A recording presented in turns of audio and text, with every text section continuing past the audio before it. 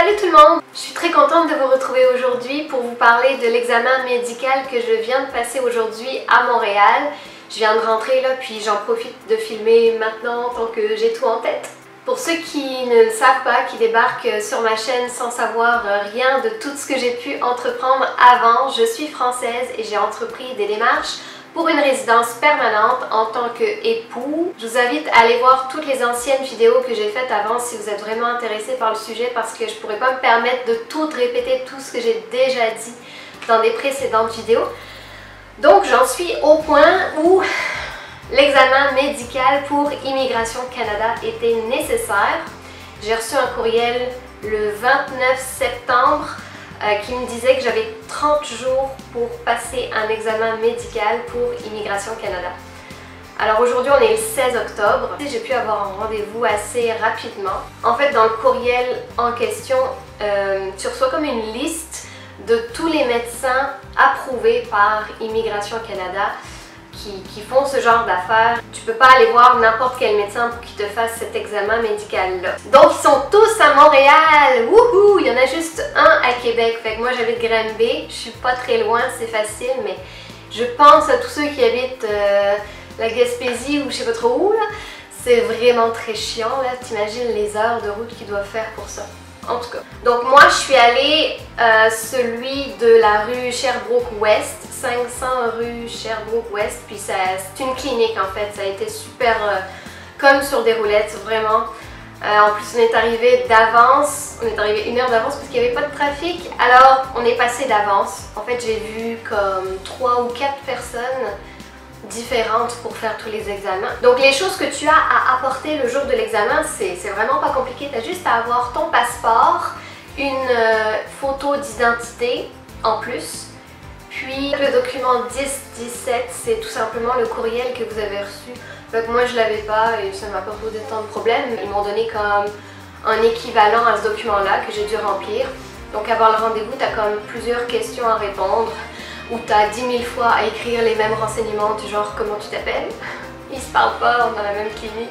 Ils te posent plein de questions sur ton état de santé, tuberculose, est-ce que tes reins vont bien, est-ce que si, est-ce que ça, plein d'affaires, donc tu réponds oui ou non. Fait après ça, j'ai vu un premier médecin, c'était Monsieur O'Brien, hein, en français. Super adorable. Un américain qui parle français avec un accent tout cute, bref, détail insignifiant. Fait qu'il te repose toutes les mêmes questions que ce qu'il y a sur le papier, tu réponds non, oui, non, etc. Il te demande de te déshabiller et de rester en sous-vêtements, ok? Il te met une blouse où t'as le cul à l'air, là. Sauf que t'as tes bobettes, fait que c'est pas grave.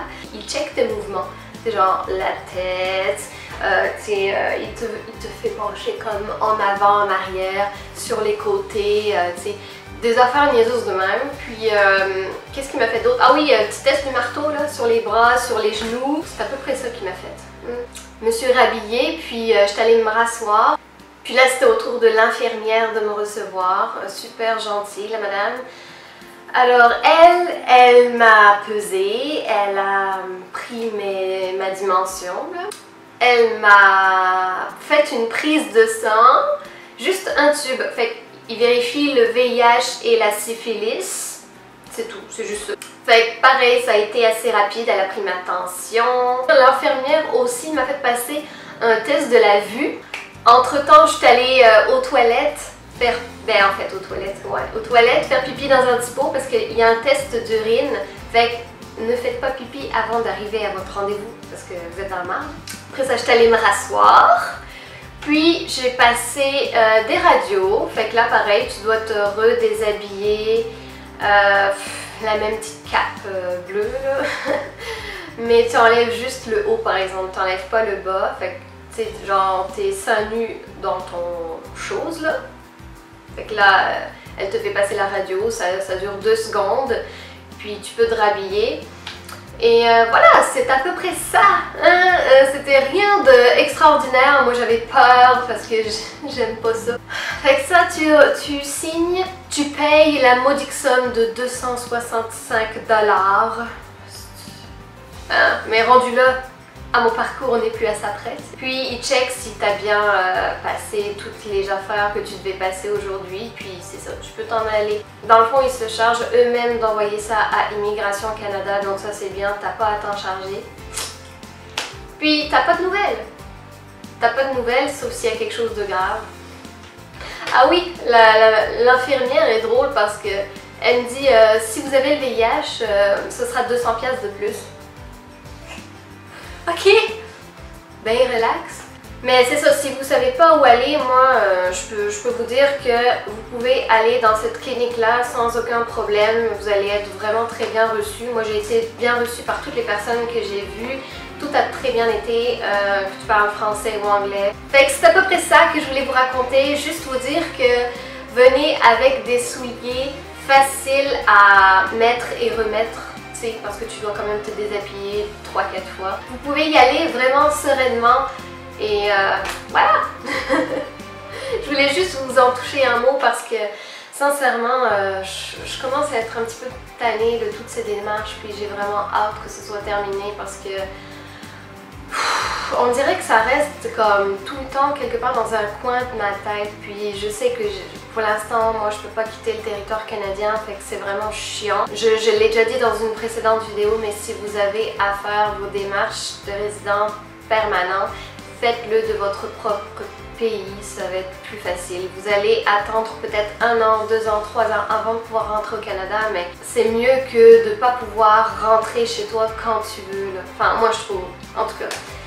J'ai hâte de pouvoir rentrer en France un petit peu, voir ma famille. Et j'ai hâte juste d'être débarrassée de ça, que ce soit terminé, puis je trouve ça un petit peu long et coûteux, tu sais, à la fin ça commence à revenir cher, là, toutes ces affaires-là.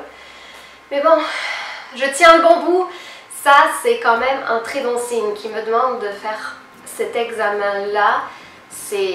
J'arrive quasiment à la fin des démarches. Je risque d'avoir une réponse définitive comme dans les prochains mois. Alors je sais pas si ça va être 3 mois, 6 mois, 1 an, mais en tout cas. C'était juste ça, un petit update de ma situation personnelle dans mon dossier Immigration Canada. J'espère que j'ai pu vous aiguiller si jamais vous cherchez des réponses. Voilà, je vous laisse tout le monde et je vous dis à très bientôt dans une prochaine vidéo. Bye bye!